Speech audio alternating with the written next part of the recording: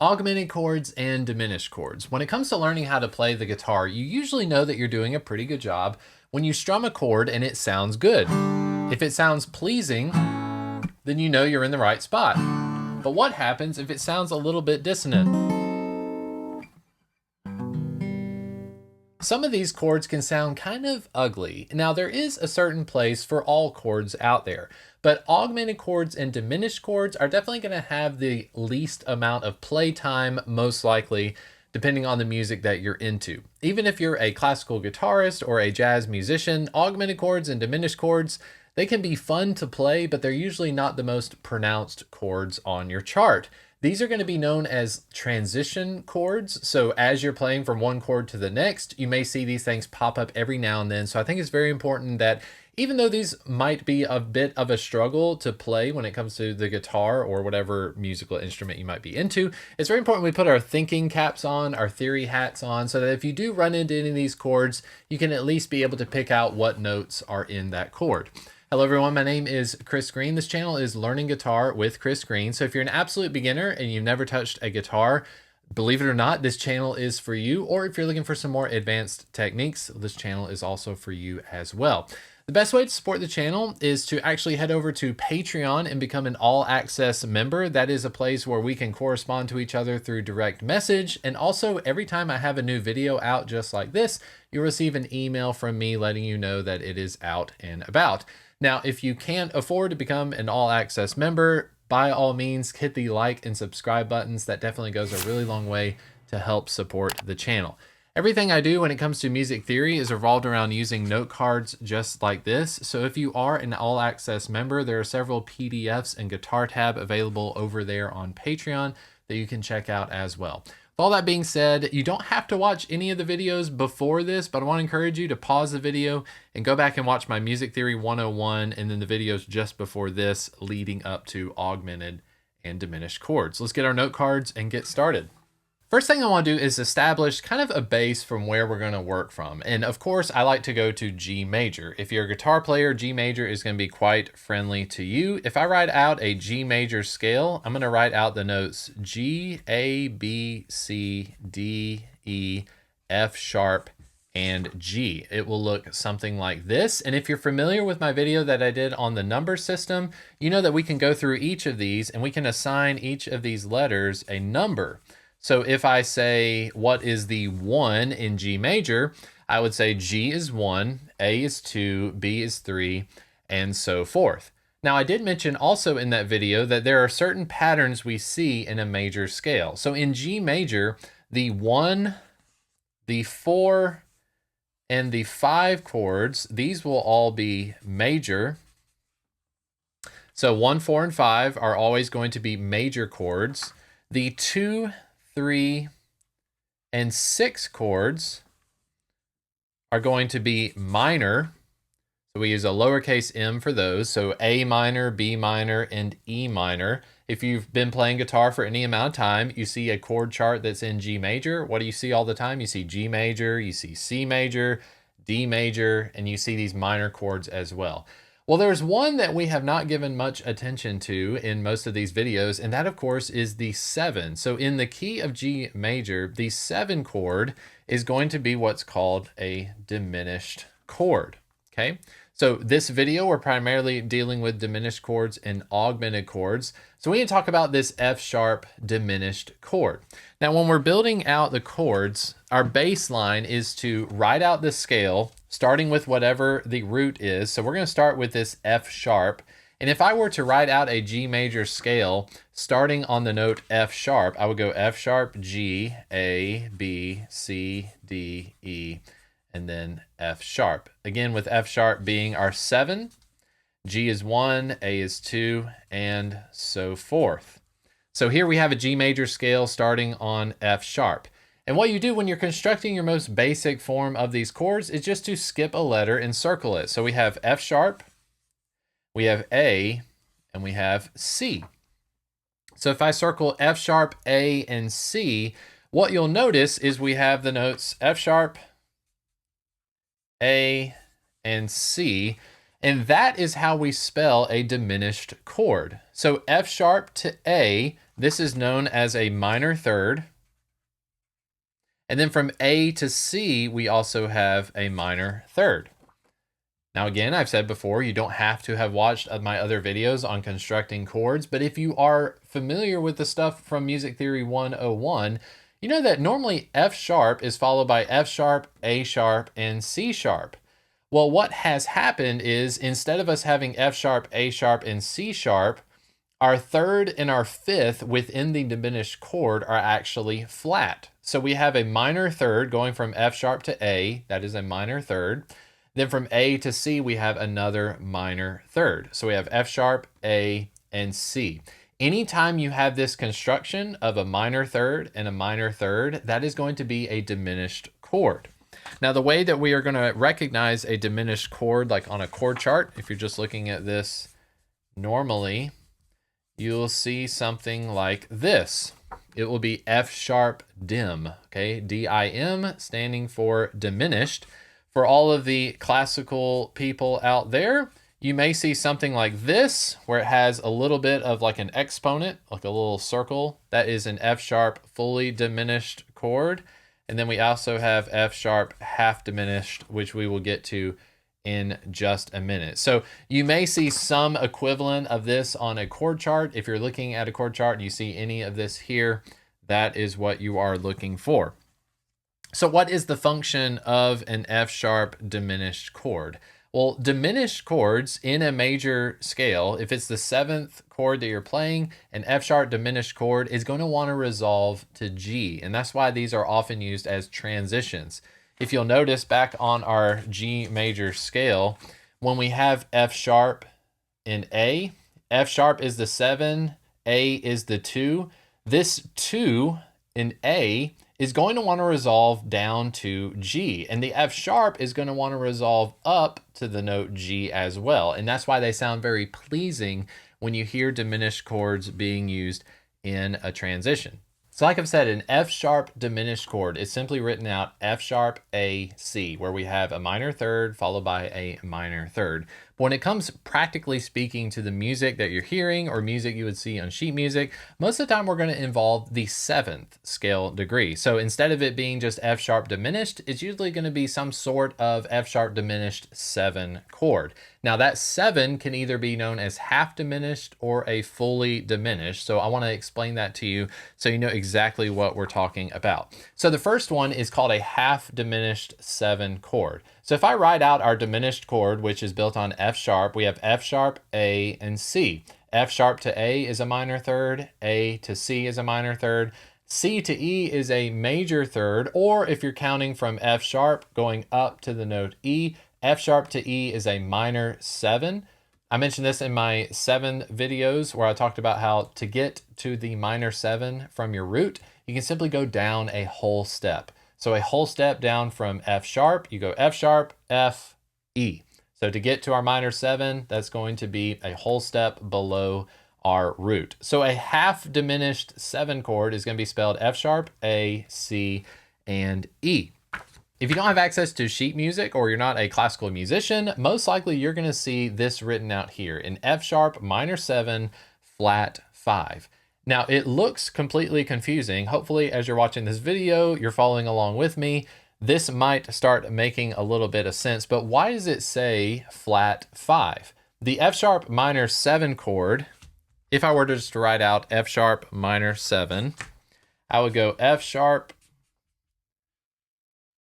A, C sharp, and then E. This would be known as F sharp minor 7. But the reason it says minor 7 flat 5 is because we need to take that 5th scale degree, which is currently a C sharp, and we are going to lower it. So now it is F sharp, A, C, E. So these two cards actually say the exact same thing. An F sharp minor 7 chord with a flat 5 is going to be spelled out F sharp, A, C, and then E. So again, if you're looking at a chord chart, if you're not looking at sheet music, you will most commonly see this written out. This is basically an F sharp half diminished 7 chord. If you're looking at any sort of sheet music, or you're looking for basically the more proper way to write this out, you're going to see this little circle with a line going through it. That is the symbol for half diminished, and then it's a 7 chord. So I know I'm building a diminished chord as soon as I see this little circle. I know it's a half diminished because it's got a line going through it. And then I need to have the 7th scale degree, so it is a F sharp half diminished 7 chord. Now that you kind of know what half diminished 7 chords are, we can talk about fully diminished 7 chords. So the difference between a half diminished and a fully diminished chord, if I just write these two out here for you to see, it'll become pretty evident what is going on. So on the top, you can see this is our half diminished 7 chord, and then the bottom, we had something change with our 7. So instead of it being a minor 7, we have a diminished 7. So this is the note E flat. And it looks pretty strange because you've got an F sharp and you've got an E flat all within the same chord. But that's why I'm saying as we get more into this, these chords are not super as common. They're definitely possible. I want you to be able, in your head, I want you to be able to spell out what a fully diminished 7 chord is. But the difference is the 7th scale degree. So instead of it being a minor 7, which is this up here, F sharp to E, we have a diminished 7. So we're going from F sharp to E flat. That is known as a diminished 7 interval. And that is going to be written out as F sharp fully diminished 7. So we're going to have a circle that does not have a line going through it. That lets me know that it is a fully diminished 7 chord. And what's neat about these is they are built entirely off of minor thirds. So F sharp to A is a minor third, A to C is a minor third, and then C to E flat, that is also a minor third. So minor all the way through. These ones sound super spooky and strange. Again, diminished chords and augmented chords are mainly used for like transitions. This is not going to be something that you give a ton of emphasis to, but it all depends. Music is certainly different as you're going. 3 different ways to recognize these fully diminished or half diminished 7 chords. A fully diminished 7 chord built on F sharp is going to be F sharp DIM. DIM stands for diminished. F sharp diminished 7, that's going to be a fully diminished 7. F sharp minor 7 flat 5, again, that's letting you know it's a half diminished 7 chord. And then you could also see it written out as F sharp O7. So on the keyboard, if they're not able to write this small O that's kind of hovering, you might see just an O there, and that stands for the fully diminished 7 chord. We've been talking a lot about F sharp diminished 7. Just know that whatever key you're in, like if you're in G major, most commonly you're going to see F sharp diminished 7. If you're in the key of A major, it may be a G sharp diminished 7. If you're in the key of E major, it may be D sharp diminished 7. No matter what it is, a diminished chord tends to want to go a half step up. So if you're on an F sharp diminished 7, most likely you're going to be resolving that to G. You're going to resolve that to the 1. No matter what key you're in. But again, it's just going to depend on the piece of music. Now let's move on to what are called augmented chords. And believe it or not, these are actually a lot simpler to internalize because again, as we're altering chords, there's only so much you can really do. And then it just comes to choosing what kind of chords you like. So if we have an augmented chords are going to be based on major thirds. So one thing right off the bat is that an augmented chord will always be based off of a major triad. So in the key of G major, if you remember from earlier when we wrote out our little G major scale, G, A, B, C, D, E, F sharp, G, I told you that the 1, 4, and 5 are always major. In a major key, we're going to have G major, C major, and D major. So any one of these 3 chords can be an augmented chord. Now an augmented chord, like I said, is based off of a major triad. So we're going to start off just with a simple G major triad, G, B, D. Those of you, it's kind of a sentimental moment, but way back on our first video when we made 7 note cards, one of the first ones I told you to make was G, B, D. And here we are making use of it over and over again. G, B, D is G major. What's going to make this an augmented chord is what we do with the 5th. So instead of it being G, B, D, we're actually going to make it G, B, D sharp. This is known as an augmented chord. So we can write this a couple of different ways. You may see it with a plus sign like this. That means G augmented. Or you may just see G followed by A, U, G. So G aug, G plus, however you want to write it, it's going to be the same. Now, just for practice sake, if we're in the key of F major, so F major has one flat, that's going to be B flat. If we write out a B flat major chord, typically you're going to have B flat, D, and F. This is known as B flat major. If we're going to make this a B flat augmented chord, we need to take the fifth and we need to raise it a half step. So we're going to write B flat, D, and then F sharp.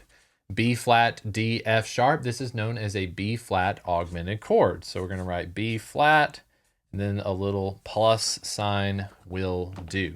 Now, with these augmented chords, again, with music, you can do absolutely anything you want, but we're looking for what is this kind of leading tone taking us toward. So a good rule of thumb is that if we have something like this B flat, D, and then we've altered this fifth note, okay, so we have the F sharp, that F sharp is really close to G. So if we're in the key of F major and I play a B flat augmented chord, where am I going to go? Most likely I could go up to the G minor, which is a half step away. So in the key of F major, G is going to be a G minor chord. I could look to go to a G minor chord. You can go anywhere you want, but these augmented chords are very, they've been referred to as spooky or ghostly. They're going to want to go to a minor chord. You'll hear that nice and succinctly. In fact, let me go ahead and grab my guitar. The easiest one to spell out is G augmented. If I just simply have my G major chord based on my ring finger on the 3rd fret of the low E, we have G, B, and then the D string is open. Well, if I make that D string, if I put my pointer finger on the 1st fret of the D string, we have G, B, D sharp. Then we have the open G string, we have the open B string, and we have another G.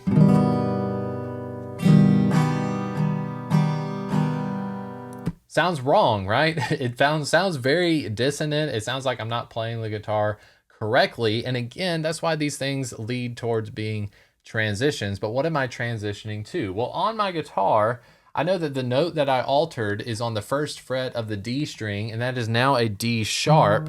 That D sharp wants to go up to the note E. If I build a chord around that E note, you can hear that resolution. I can make an E minor chord. So here is my G augmented chord, and here's E minor. Be a neat way to end a song, certainly, if you're trying to fit it in. So G augmented.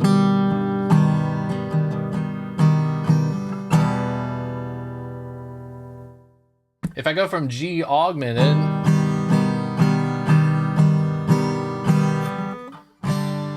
to G major, it just doesn't hit the same. So whatever you're transitioning to, it's completely going to be up to you. It's up to the composer. But personally speaking, I can take that augmented chord and I can just go up a half step. So again, whatever the 5th that has been augmented, this is at F sharp, I'm going to want to go up to G minor. So case in point, augmented chords are built on major triads. What we have a GBD chord. G to B is a major 3rd. B to D is normally a minor 3rd, but B to D sharp is a major 3rd. So we have a major 3rd to a major 3rd. That gives us an augmented chord. So augmented chords are built on major triads. If you're in the key of C major, you could have C augmented, you could have F augmented, you could have G augmented. It needs to be major 3rd and major 3rd as you're constructing them. And I would recommend that you take whatever that last note is in the chord. Like if you're in the key of C major and you have C augmented, it'd be C, E, G sharp. Raise it up a half step and go to that A minor chord. G sharp kind of wants to go to A, and in the key of C major, you have A minor. So you can check that out as well. Then diminished chords, most of the time you're going to see them with a 7. That's either going to be a half diminished 7, which is built on a minor 7, or a fully diminished 7 chord, which is built on a diminished 7. All that being said, I know this was a tough video. If you're into pop music, if you're into just modern music in general, this is something that's more for your brain exercise. You may not put these things into place, But as you come across different pieces of music, it's really good to not be surprised when you see certain things on a chord chart. Personally speaking, if I see something like an F sharp minor 7 flat 5, that is a half diminished F sharp chord, half diminished 7 chord. So it's important to know just to keep the theory brain smart. But that kind of brings a wrap into what I'm calling Music Theory 102. There are so many more places that we can go from here, but I just want to encourage you, if you've had any sort of struggles along the way, reach out to me over on Patreon, become an all access member. You can have that direct chat together with me. In fact, I've had a few people already reaching out about how they are implementing this music theory in their own playing, whether they're playing certain instruments like guitar, or if they're playing bass, or if they're into classical music, or they're just looking to sharpen their skills. It's really a good way to connect as a community, and especially before we head on to some more advanced techniques, as we start talking about rhythms and scales, I want to encourage you to make sure you've got all this stuff solidified. So feel free to go back into Music Theory 101 and just have this stuff maybe running in the background, put it on your TV, get your note cards together, try to keep it as sharp as you can, because everything we do from here on out will constantly be building on the last lesson. My name is Chris Green. I want to wish you the best of luck as you learn music theory, and I look forward to seeing you in the next video. All right, bye.